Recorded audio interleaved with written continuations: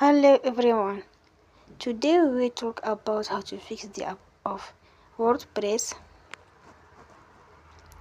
We will go to settings, then we click on apps.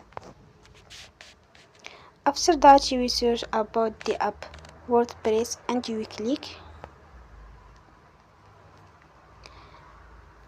They will on for stop.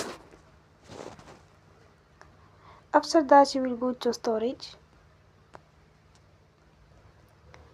Then we click on clear cache.